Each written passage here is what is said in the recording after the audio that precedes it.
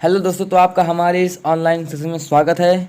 तो आज की इस वीडियो है क्लास 12th वालों के लिए, फिजिक्स है विषय। आज हम पढ़ेंगे भौतिकी भाग 1 का पहला चैप्टर नंबर 1, यानी कि वैद्युत आवेश तथा क्षेत्र, electric charge and field. Okay, तो आज हम ये इस चैप्टर का पहला सेशन शुरू करने वाले हैं। तो जल्दी से ज्वाइन हो जाइए सभी लोग। बहुत ही मज़ेदार चैप्टर है, बहुत ही इजी है अगर आप समझने का प्रयास करें तो।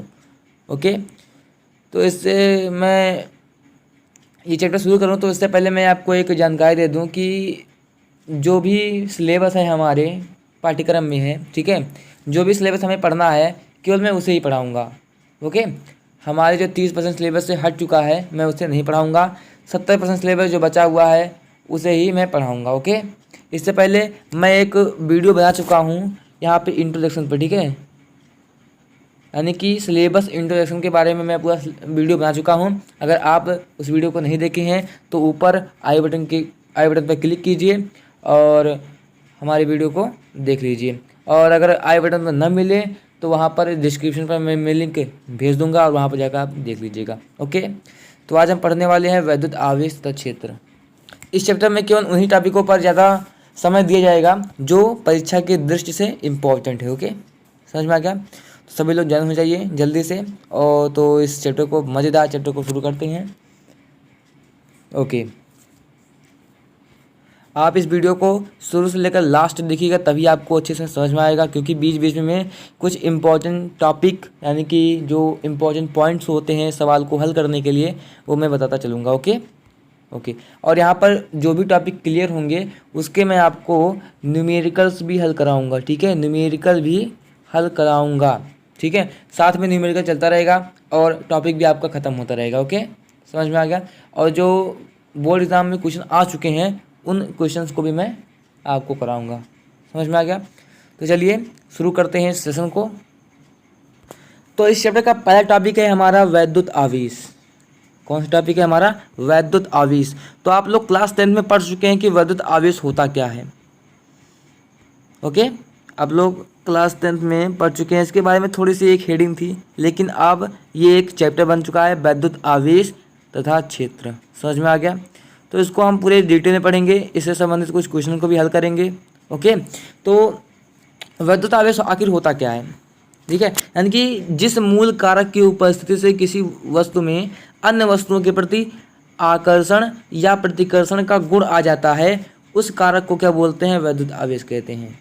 या हम दूसरे शब्द में कह सकते हैं कि किसी पदार्थ का वह गुण जिसके कारण पदार्थ में चुंबकीय तथा वैद्युत तथा चुंबकीय प्रभाव उत्पन्न होता है, वैद्युत आवेश कहते हैं। ठीक है, वैद्युत आवेश को हम क्यू से प्रदर्शित करते हैं। यह क्या है? अदिश राशि है। वैद्युत आवेश क्या है? अदिश राशि है। इसका मात्रक क्या होता है? कूलाम। कूलाम को हम क्या करते हैं? कैपिटल सी से प्रदर्शित करते हैं। देखिए, आवेश को हम क्यू से और इसके मात्रक को हम कैपिटल सी से डिनोट करते हैं। ओके, समझ में आ गया? यानी कि वैद्युत आवेश क्या हुआ?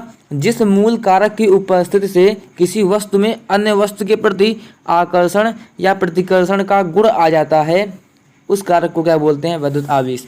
अगर मान लीजिए एग्जाम्पल के लिए मैं मान लेता हूँ कि कोई ये वस्तु ए है, ये कोई वस्तु क्या है? बी है। ये मान लीजिए आवेशित है। ठीक है, ये भी चार्ज्ड है, चार्ज इस पर भी है और कुछ चार्ज इस पर भी है। तो अगर इनको हम पास में लेकर आते हैं तो यहाँ पे दो कंडीशन हो सकती है। या तो ये एक दूसरे पर विपरीत बल में दिशा में बल लगाएं, यानी कि एक दूसरे को प्रतिकर्षित करें या एक दूसरे को आकर्षित करें। दो प्रकार से बल लगा सकती हैं, या तो एक दूसरे को प्रतिकर्षित करें या एक दूसरे को आकर्षित करें। समझ में आ गया? वैद्युत आवेश क्या हो गया? जिस मूल कारक की उपस्थिति से वस्तु में अन्य वस्तु के प्रति आकर्षण या प्रतिकर्षण का गुण आ जाता है, उस कारक को वैद्युत आवेश कहते हैं। समझ में आ गया? अब यहाँ पे हम टॉपिक आता है कि वैद्युत आवेश के प्रकार। ठीक है, ये मुख्यतः कितने प्रकार के होते हैं? दो प्रकार के होते हैं। देखिए, आप आराम समझिएगा। ओके, अगर ना समझ में आए तो वीडियो को रिवाइंड करके फिर से आप वहाँ से चालू कर सकते हैं वीडियो को और समझ सकते हैं। ओके, तो यहाँ पर मैंने आपको वैद्युत आवेश के बारे में बता दिया, यानी कि किसी मूल कारक की उपस्थिति के कारण वस्तुओं में अन्य वस्तु के प्रति आकर्षण या प्रतिकर्षण का गुण आ जाता है, उस मूल कारक को क्या बोलते हैं? आवेश। ये जो टॉपिक है ये परीक्षा की दृष्टि से कभी आया भी नहीं, ठीक है, परीक्षा में कभी आया नहीं है, लेकिन इस चैप्टर को समझने के लिए ये छोटे छोटे जो टॉपिक है ना, इसको समझना जरूरी होता है। समझ में आ गया, इसलिए मैं पढ़ा रहा हूँ इसको। अब आवेश के प्रकार पढ़ते हैं। तो आवेश कितने प्रकार के होते हैं? 2 प्रकार के होते हैं। ओके, तो आवेश 2 प्रकार के हो गए। पहला कौन सा प्रकार है? पहला है धनावेश, ठीक है। पहला क्या है? धनावेश, यानी कि पॉजिटिव चार्ज। तो धनावेश किसे कहते हैं? किसी परमाणु में इलेक्ट्रॉन की कमी के कारण जो उत्पन्न आवेश होता है उससे हम क्या बोलते हैं? धनावेश बोलते हैं। ऋणावेश क्या होता है? किसी परमाणु में इलेक्ट्रॉन की अधिकता के कारण उत्पन्न आवेश क्या होता है? ऋणावेश होता है। धनावेश कब होगा? जब इलेक्ट्रॉन की कमी होगी। ऋणावेश कब होगा? जब इलेक्ट्रॉन की अधिकता होगी। अब यहाँ पर समझते हैं कि धनावेश और ऋणावेश का टॉपिक यानी कि मामला क्या है इसका, ठीक है। तो इसके लिए मैं आपको एक स्क्रीन पर ले चलता हूँ, आप उसको समझने का प्रयास कीजिएगा। ओके, आपको परमाणु पता है? परमाणु क्या होता है? यानी कि परमाणु एक क्या होता है? गोलाकार होता है या दीर्घवृत्ताकार होता है। यहाँ पर मान लेते हैं ये कोई परमाणु है। ओके, परमाणु में एक नाभिक होता है जिसमें क्या होते हैं? प्रोटॉन और न्यूट्रॉन होते हैं। क्या होते हैं? यहाँ पर क्या होते हैं? प्रोटॉन होते हैं और क्या होते हैं? न्यूट्रॉन होते हैं। और इलेक्ट्रॉन जो होते हैं वह क्या बाहर कक्षा में क्या होते हैं? चक्कर लगाते रहते हैं, ठीक है। क्या होते हैं? चक्कर लगाते रहते हैं। समझ में आ गया? परमाणु क्या हो गया? परमाणु के नाभिक में क्या होते हैं? प्रोटॉन व न्यूट्रॉन होते हैं। इलेक्ट्रॉन क्या होते हैं? उसके बाद हम कक्षा में चक्कर लगाते रहते हैं। ओके, तो परमाणु क्या है? परमाणु क्या होता है? विद्युत उदासीन। क्या होता है? विद्युत उदासीन होता है। अब पूछोगे सर विद्युत उदासीन क्या होता है? तो विद्युत उदासीन इसलिए होता है, देखो, क्योंकि यहाँ पर देखो इलेक्ट्रॉन, देखो परमाणु में क्या होता है? इलेक्ट्रॉनों की जो संख्या होती है, इलेक्ट्रॉनों की संख्या वह प्रोटॉनों की संख्या के बराबर होती है। ओके, इलेक्ट्रॉनों की संख्या और प्रोटॉनों की संख्या क्या होती है? बराबर होती है। अब यहाँ पर जो इलेक्ट्रॉन पर आवेश होगा, इलेक्ट्रॉन पर आवेश कितना होता है? याद कर लीजिए, बहुत इंपॉर्टेंट है। -1.6 × 10⁻⁻19 कूलाम होता है। और प्रोटॉन पर जबकि कितना होता है? प्रोटॉन पर होता है 1.6 × 10⁻19। अब आप देख रहे हैं कि जो इलेक्ट्रॉन पर आवेश है और प्रोटॉन पर जो आवेश है उसका परिमाण क्या है? समान है, इक्वल है। लेकिन जो चिन्ह है यहाँ पर देखिए माइनस है, यहाँ पर क्या हो जाएगा? प्लस है, ठीक है। क्योंकि यहाँ पर देखिए इस पर विपरीत आवेश हैं और समान परिमाण के आवेश हैं, और हम जानते हैं कि इलेक्ट्रॉनों की संख्या प्रोटॉनों की संख्या के बराबर होती है। तो यहाँ पर जो प्लस होगा वह प्लस माइनस आपस में मिलकर एक दूसरे को क्या कर देंगे? निरस्त कर देंगे। और यहाँ पर क्या हो जाता है? परमाणु क्या हो जाता है? विद्युत उदासीन हो जाता है। न्यूट्रॉन पर कोई आवेश नहीं होता है या उदासीन होता है। बात करते हैं प्रोटॉन न्यूट्रॉन की। प्रोटॉन न्यूट्रॉन क्या होता है? इलेक्ट्रॉनों की संख्या प्रोटॉनों की संख्या के बराबर होता है, और इन पर जो आवेश होगा एक परिमाण उसका बराबर होगा, लेकिन जो प्रकृति क्या होगी? विपरीत होगी। और जब ये दोनों एक साथ मिलेंगे तो ये एक दूसरे को क्या कर देंगे? निरस्त कर देंगे। इसी कारण परमाणु क्या होता है? विद्युत उदासीन होता है। समझ में आ गया? अब बात करते हैं कोई वस्तु धनावेशित कैसे होता है, कोई वस्तु ऋणावेशित कैसे होता है। ओके, इसके लिए मान लेते हैं कोई वस्तु ए है। क्या है? कोई वस्तु ए मान लेते हैं, ये कोई वस्तु ए है और कोई वस्तु क्या है? यहाँ पर बी है। मान लो, कोई दिक्कत नहीं होगी मानने में, क्या है? ठीक, ये वस्तु क्या है? ए है, ये वस्तु क्या है? बी है। अब वस्तु ए और बी को क्या कर रहे हैं? हम घर्षित कर रहे हैं, एक दूसरे में रगड़ रहे हैं। रगड़ना तो आता है ना, रगड़ रहे हैं। तो रगड़ने से क्या होता है? जो इसके वातम कोष में इलेक्ट्रॉन हैं, ठीक है, वातम कोष के इलेक्ट्रॉन हैं, वो उनको क्या मिलती है? ऊर्जा मिल जाती है। क्या मिलती है? ऊर्जा मिल जाती है। जब ऊर्जा मिलती है तो इलेक्ट्रॉन क्या करता है? एक वस्तु से दूसरे वस्तु पर जंप कर देता है, यानी कि चला जाता है। समझ में आ गया? यानी कि जब दो वस्तु ए तथा बी है, वस्तु ए वस्तु बी है, इसको हम क्या करते हैं? घर्षित करते हैं। तो इसमें जो उपस्थित इलेक्ट्रॉन होते हैं उनको बाह्य ऊर्जा प्राप्त होती है। बाह्य ऊर्जा प्राप्त होने के पश्चात क्या होते हैं? ये एक वस्तु से इलेक्ट्रॉन दूसरे वस्तु में चला जाता है। समझ में आ गया? अब देखिए, अब इसमें वस्तु अगर एक ही बात करते हैं तो इसमें प्रोटॉनों की संख्या बराबर न्यूट्रॉनों की संख्या है। इसमें भी क्या है? प्रोटॉनों की संख्या न्यूट्रॉनों की संख्या के बराबर है, ठीक है। अब यहाँ पर जब घर्षण करने के बाद क्या हुआ? देखो यहाँ पर इसमें से मान लीजिए N E इलेक्ट्रॉन निकल गए, ठीक है। यानी कि E क्या है? N क्या है? इलेक्ट्रॉनों की संख्या है, जितने इलेक्ट्रॉन निकले हैं, और E क्या है? इलेक्ट्रॉन है, ठीक है। तो मान लीजिए N इलेक्ट्रॉन निकल गए, तो आप बताइए कि इसमें क्या ये वस्तु ए क्या है, उदासीन होगा? वस्तु ए उदासीन होगा जब इसमें से इलेक्ट्रॉन निकल गए तो यह उदासीन होगा? कहोगे नहीं।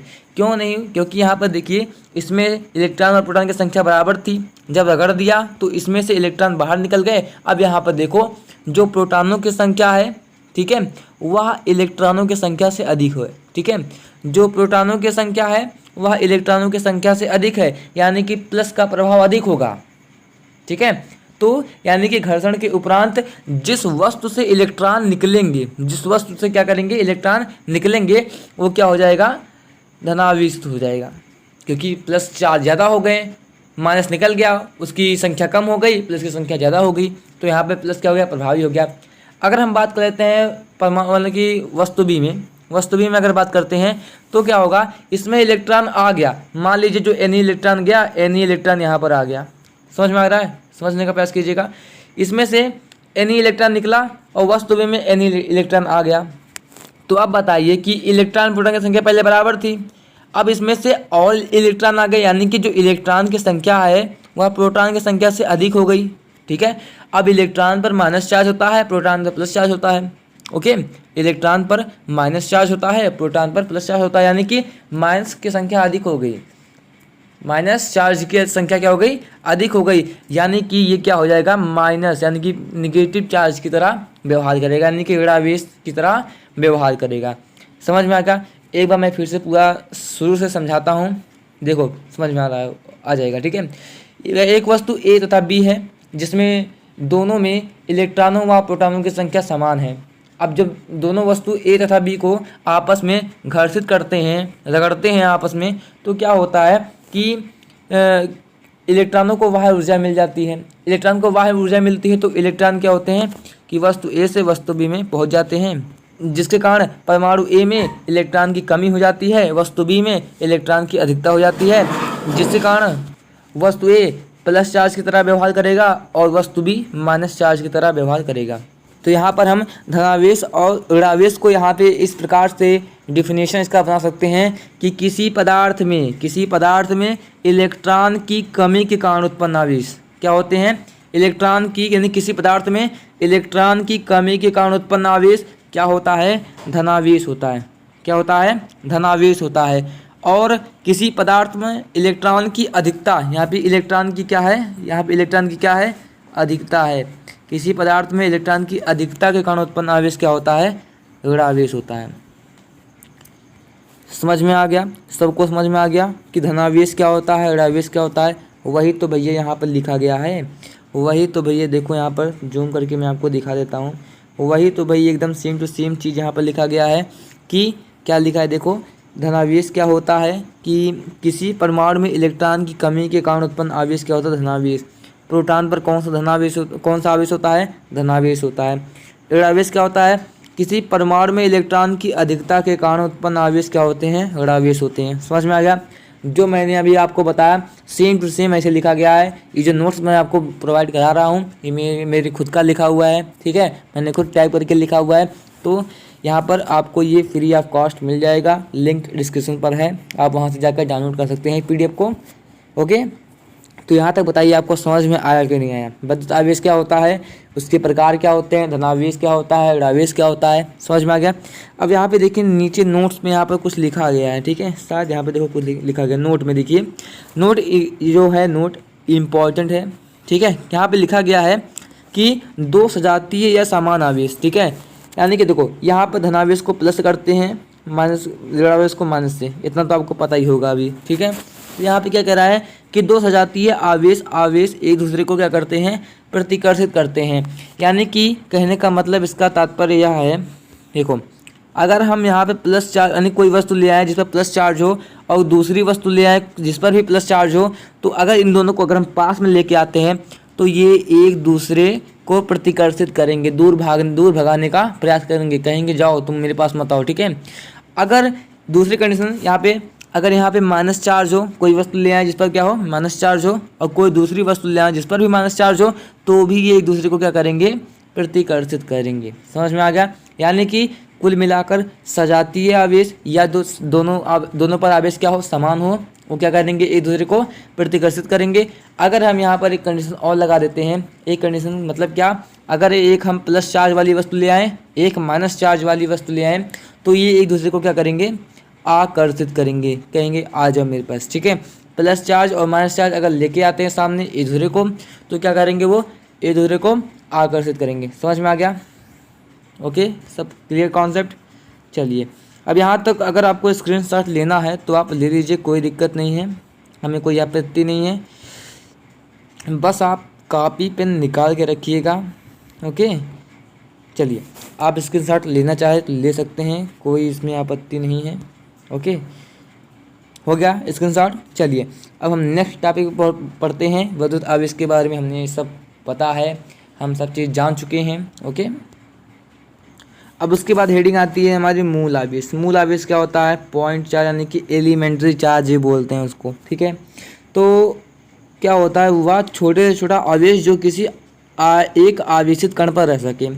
यानी कि हम लोगों ने परमाणु देख लिया, उसका नाभिक देख लिया, इसमें प्रोटॉन होते हैं, न्यूट्रॉन की बात छोड़ो अभी। ओके, इसमें इलेक्ट्रॉन होते हैं। इलेक्ट्रॉन पर अभी मैंने आपको बताया कि कितने चार्ज होते हैं, 1.6×10⁻⁻19 होता है। ओके, यहाँ पे 19 होता है, मात्रक जरूर लिखना चाहिए, ठीक है। फिजिक्स में मात्रक इंपॉर्टेंट है, नहीं लिखोगे तो आधा नंबर कट सकता है। ओके, तो यहाँ पर क्या हुआ कि वह छोटे से छोटा आवेश जो किसी एक आवेशित कण पर, यानी कि देखो इलेक्ट्रॉन से छोटा आवेश कभी मिलता नहीं, आवेशित कण कभी मिला नहीं है अभी तक। क्वार्क मिला है लेकिन उसके बारे में अभी पढ़ा नहीं जाता है, ठीक है, क्योंकि अभी डेफिनेट नहीं है उसके गुणों के बारे में। तो इसलिए हम मानते हैं कि जो सबसे छोटा आवेशित कण है वो क्या है, इलेक्ट्रॉन है और प्रोटॉन है। ओके, तो इलेक्ट्रॉन पर कितने चार्ज होते हैं, 1.6×10⁻19 कूलम होता है।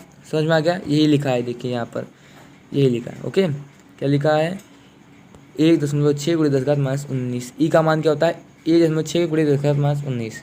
समझ में आ गया? चलिए आगे बढ़ते हैं। अब हम यहाँ पर देखेंगे आवेश से संबंधित महत्वपूर्ण पॉइंट्स, ठीक है। तो पहला पॉइंट क्या है, यदि कोई m द्रव्यमान की कोई वस्तु को धनावेशित कर लें, ठीक है, तो अभी समझाऊंगा इसको, ठीक है। यदि कोई m द्रव्यमान की वस्तु को धनावेशित कर लें तो उसके द्रव्यमान पर निम्न प्रभाव पड़ता है। कौन सा प्रभाव पड़ता है, चलो देखते हैं, आ जाओ, दूसरा भी पढ़ लो ना। यदि कोई m द्रव्यमान की वस्तु को ऋणावेशित करते हैं, पहले हम धनावेशित करेंगे, उसके बाद हम क्या करेंगे, ऋणावेशित करेंगे, ठीक है। दो टॉपिक हैं, दोनों को एक साथ समझेंगे, मजा आएगा। ओके, यहाँ पर मान लेते हैं, सपोज कर लेते हैं कोई वस्तु, हमारे पास दो वस्तु दी गई है, ठीक है, एक ये वस्तु है, एक ये वस्तु है। ओके, तो अब इसमें हम क्या कर रहे हैं, इसको हम धनावेशित करेंगे। एक मिनट, इसका द्रव्यमान मान लेते हैं यम है, ठीक है, इसका द्रव्यमान क्या है, यम है। ओके, एक वस्तु रहने दो, ठीक है, इसका द्रव्यमान मान लेते हैं यम है। तो अगर हम इसको धनावेशित करते हैं, पहली कंडीशन क्या करेंगे, हम धनावेशित करेंगे।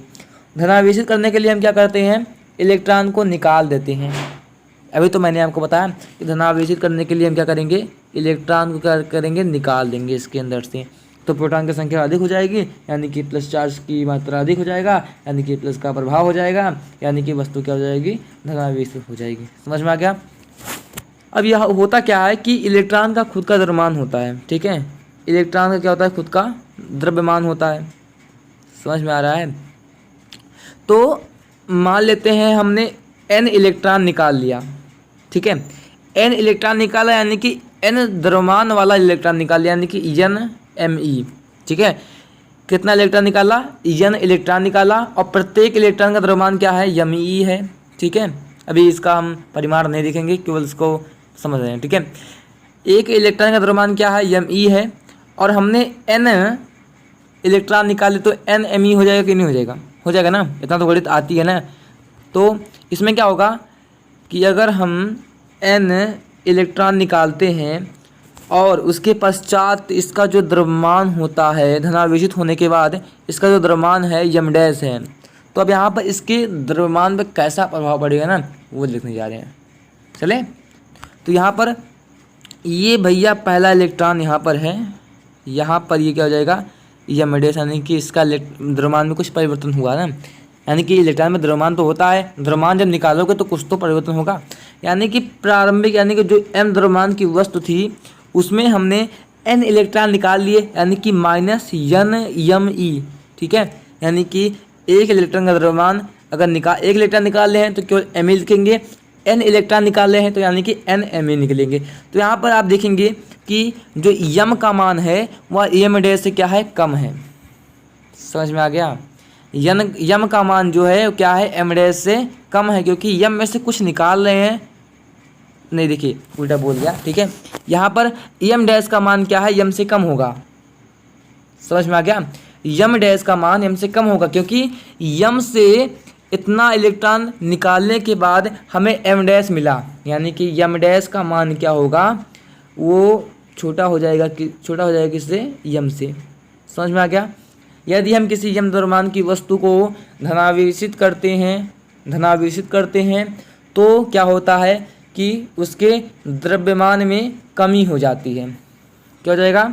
द्रव्यमान में क्या हो जाएगी, कमी हो जाएगी, क्योंकि एन इलेक्ट्रॉन निकाल रहे हैं, इलेक्ट्रॉन निकालेंगे, क्योंकि इलेक्ट्रॉन के बाद खुद का द्रव्यमान भी होता है, तो इसलिए द्रव्यमान में क्या होगी, कमी हो जाएगी। इसके विपरीत अगर हम बात करते हैं इसको ऋणावेशित करने की, तो क्या करेंगे हम, इसमें हम इलेक्ट्रॉन को लेकर आएंगे, चाहे यहाँ से लेके आए, लेकिन ऋणावेशित करने के लिए हम इलेक्ट्रॉन इसमें डालेंगे। तो इलेक्ट्रॉन को हमने डाल दिया, ठीक। तो अब यहाँ पर इसका प्रारंभिक द्रव्यमान यम था, और उसके बाद ऋणावेशित करने के बाद इसका जो द्रव्यमान हो गया एम डैश हो गया, ठीक है।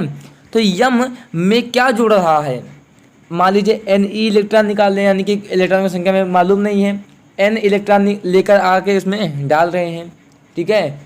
उसको ऋणावेशित करने के लिए एन इलेक्ट्रॉन क्या कर रहे हैं, डाल रहे हैं। तो यहाँ पर देखिए यम प्लस, यहाँ पर रुक जाइए थोड़ा सा, जगह थोड़ा सा कम हो गया, ठीक। यम डैश ना, यहाँ पर क्या था, यम डैश था, ये क्या था, निगेटिव चार्ज की तरह व्यवहार करेगा इलेक्ट्रॉन जब डालेंगे तो। अब इसमें देख लीजिए, इसमें क्या हो रहा है कि इसमें हम इलेक्ट्रॉन डाल रहे हैं, यानी कि एन इलेक्ट्रॉन, तो यानी कि यन यम ई द्रव्यमान इसमें हम क्या कर रहे हैं, ऐड कर रहे हैं, जोड़ रहे हैं, ठीक है।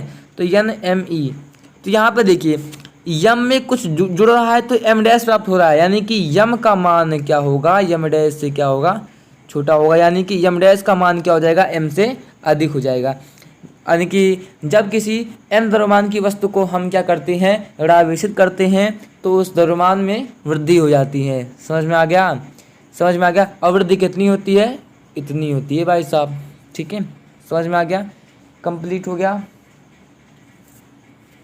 ठीक है, स्क्रीनशॉट ले लो। तो यहाँ पे एक समरी ले लेते हैं, समरी, ठीक है। समरी क्या होती है, जब एम द्रव्यमान की वस्तु को हम क्या करते हैं, ऋणावेशित करते हैं, तो क्या होता है, यम में क्या हो जाएगा, वृद्धि हो जाएगा, ठीक है। और जब एन द्रव्यमान की वस्तु को हम पॉजिटिव करते हैं तो यम में क्या हो जाएगा, कमी हो जाएगा, क्योंकि हम क्या कर रहे हैं इसमें, इस कंडीशन में क्या कर रहे हैं हम, देखिए धनावेशित करने की इस कंडीशन में हम क्या कर रहे हैं, माइनस करने की कंडीशन में क्या कर रहे हैं, इलेक्ट्रॉन को आकर उसमें घुसेड़ रहे हैं, यानी कि उसमें इलेक्ट्रॉन प्रवेश करवा रहे हैं। तो यानी कि इलेक्ट्रॉन का द्रव्यमान ही प्रवेश कर रहे हैं, यानी कि द्रव्यमान में क्या होगी, वृद्धि होगी।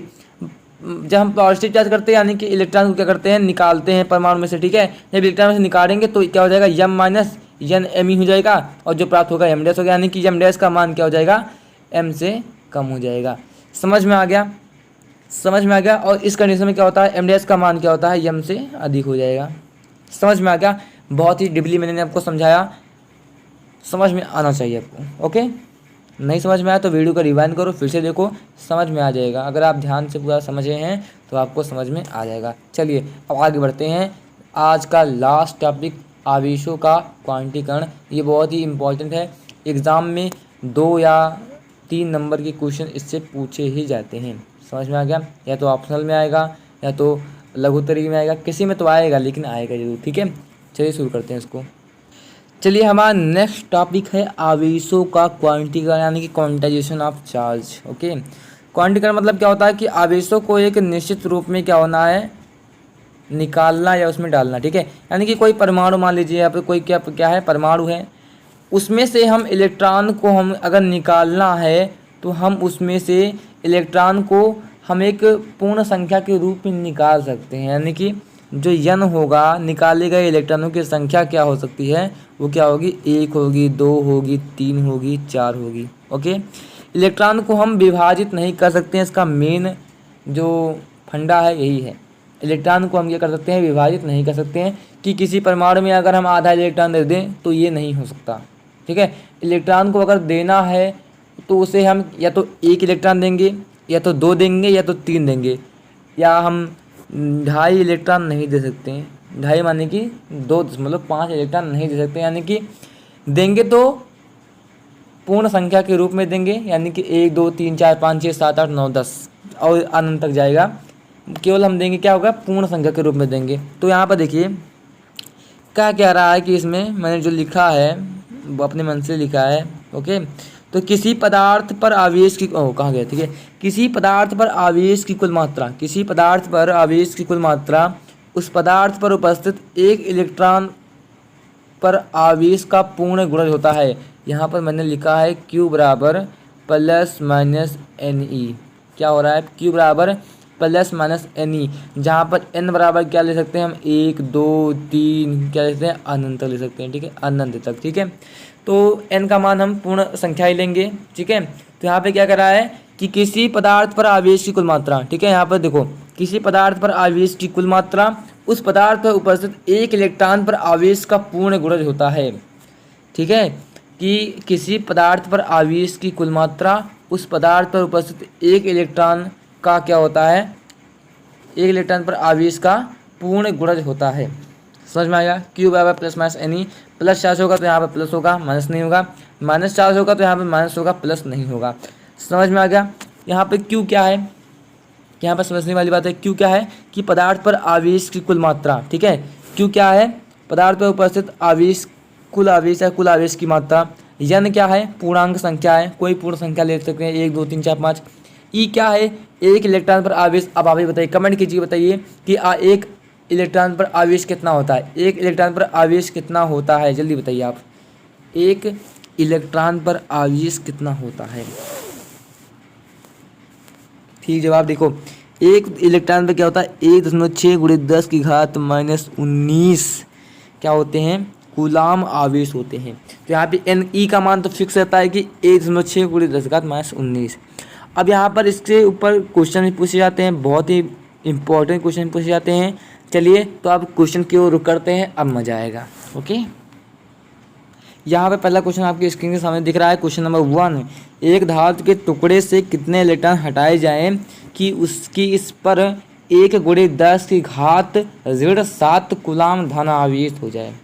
ठीक है, तो कुछ करना नहीं, घबराइएगा मत, बहुत ही आसान है। ठीक है, तो यहाँ पे देखो हम लोगों ने पढ़ चुका है Q बराबर, हम लोगों ने पढ़ लिया है Q बराबर एन ई, तो हमें डरने की कोई बात नहीं। ओके, Q बराबर एन ई, डरने की कोई बात नहीं। ठीक है, तो एक धातु के इलेक्ट्रॉन से कितने इलेक्ट्रॉन हटाए जाएं, धातु के टुकड़े से, सॉरी पढ़ने में मिस्टेक हो जाता है, एक धातु के टुकड़े से कितने इलेक्ट्रॉन हटाए जाएं जिससे कि इस पर क्या होते हैं, 1 × 10 की घात -7 टाइपिंग मैंने किया है तो उसमें घात पे नहीं आता, तो समझ ही रहे होगे। ठीक है, तो यानी कि देखो Q का मान कितना दिया गया है, Q का मान, रुकिए 1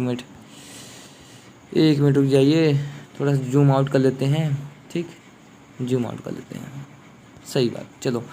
और इसमें क्या कह रहा है कि Q का मान कितना दिया गया है भैया, Q का मान दिया है 1.6, ओह कहाँ जा रहे हैं, क्या हो गया तुम्हें।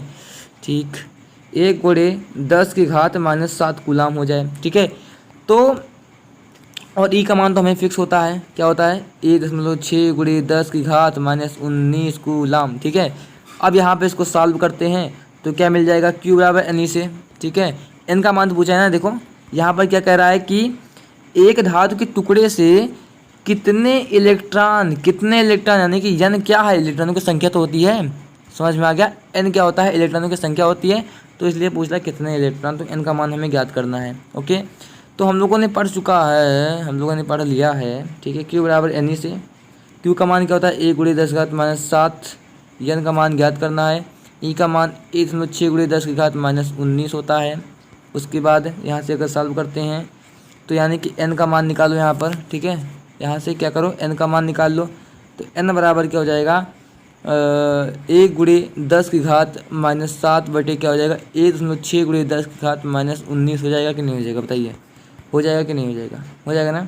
अब इसको अगर हम आगे सॉल्व करते हैं, इसको आगे सॉल्व कर लो। ठीक, तो यहाँ पे देखिए क्या हो जाएगा, यन का मान क्या आ जाएगा हमारा, 1/a/6 गुणे 10 की घात -7 गुणे, जगह नहीं है यहाँ पे 10 घात देखो -19 बटे में है, ठीक है। क्या बोला हूँ मैंने, 10 की घात -19 बटे में, जब अंश में जाएगा तो क्या हो जाएगा, +19 हो जाएगा, ठीक है। तो क्या हो गया हमारा यहाँ पर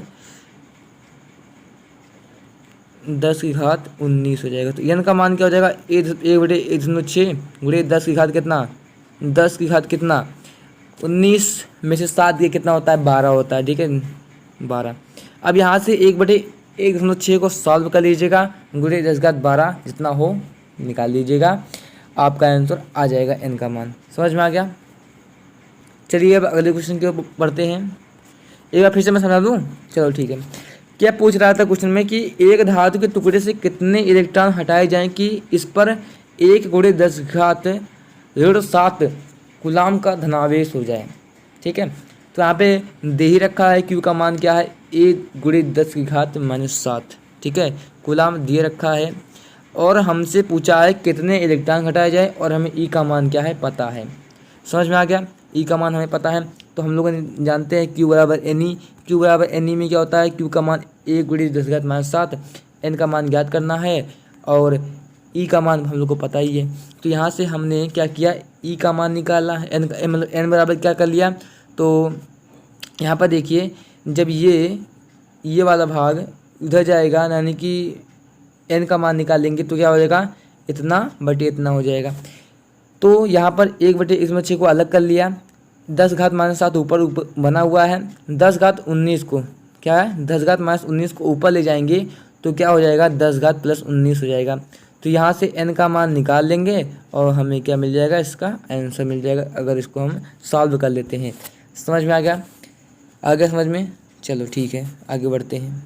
यहाँ पे अगला क्वेश्चन दिया गया है कि एक आवेशित कण में 4000 इलेक्ट्रॉन क्या है, बाहुल्य हैं।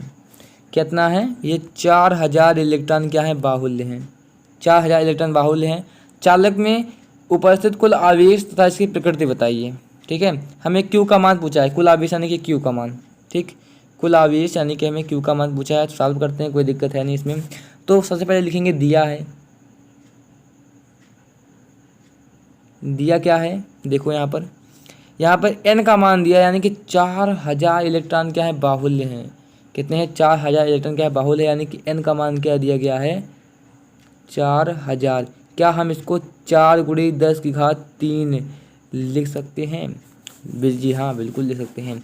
अब दिया क्या है, आवेश में कुल यानी कि चालक में कुल आवेश ज्ञात करना है। तो Q बराबर NE से निकालते हैं, ठीक है, Q बराबर NE से निकाल लेते हैं। Q का मान हमें ज्ञात ही करना है, इसका मान n का मान कितना है, 4 × 10 की घात 3। ई का मान तो भैया बच्चे को पता है, 10 की घात -19 होता है, ओके। तो यहाँ से अगर हम इसको आगे सॉल्व कर लेते हैं तो Q बराबर क्या मिल जाएगा हमें, ये 16 यानी कि इसको अगर इसको गुणा इसमें करते हैं, 16 चौका 64 यानी कि 6.4, ठीक है, 6.4 गुणे 10 की घात 3 गुणे 10 की घात -19। तो यहाँ से अगर Q का मान निकालते हैं, बोलो यहाँ पर आ जाएगा कि नहीं, 6.4 गुणे 10 की घात -16 आ जाएगा कि नहीं, बताइए, आ जाएगा ना। तो यहाँ पर आंसर हमारा आ चुका है और यहाँ पर मात्रक लिखना जरूरी है कूलाम में, ठीक है। तो सबसे पहले एक बार फिर से देख लेते हैं क्या क्या दिया गया था, ठीक है। तो इसमें एक आवेशित चालक में 4000 इलेक्ट्रॉन की बाहुल्य थी, यानी कि n का मान 4000 इलेक्ट्रॉन, यानी कि बाहुल्य हो या कमी हो कोई फर्क नहीं पड़ता, n का मान 4000 ही होगा। तो हमने उसको क्या लिख लिया, 4 × 10 की घात 3 लिख लिया। उसके बाद हमने क्या लगाया, Q बराबर NE लगाया। Q बराबर NE में क्या लिखा, n का मान और e का मान रखा। यहाँ से Q का मान को सॉल्व किया और हमें क्या मिल गया, इसका मान मिल गया। तो ये हमारा आंसर हो गया। अब यहाँ पर ये सेशन यहाँ पर समाप्त होता है। अगर आपको और प्रैक्टिस करना है तो मैं आपको यहाँ पर क्वेश्चन देने जा रहा हूँ, आप उसको घर जाकर सॉल्व कर लीजिएगा। समझ में आ गया, ठीक है। चलो इस क्वेश्चन में आपको देने वाला हूँ, इंतजार कीजिए 2 मिनट और। हाँ तो दोस्तों यहाँ पर देखो, पहला 7 क्वेश्चन पूरा दिए गए हैं। Q बराबर NE पे लगेंगे केवल, ठीक है। किस पे लगेंगे, Q बराबर NE फार्मूला पे लगेंगे। अगर लगा सको तो लगाओ, अच्छी बात है, ओके। नहीं लगा पाओ तो मैं किस लिए हूँ, बस आप कमेंट में लिख दीजिएगा सर ये वाला क्वेश्चन नहीं आया है, इसका आंसर भी लिख दीजिएगा। जिसका आया है उसका आंसर लिख दीजिएगा। आंसर लिखना क्या है, बस बोल देना कि हाँ ये वाला आ गया है ये वाला नहीं आया है। जिस क्वेश्चन की ज़्यादा डिमांड होगी उस क्वेश्चन को ज़्यादा पहले लगाया जाएगा। ओके, धन्यवाद। आज के लिए इतना ही, धन्यवाद।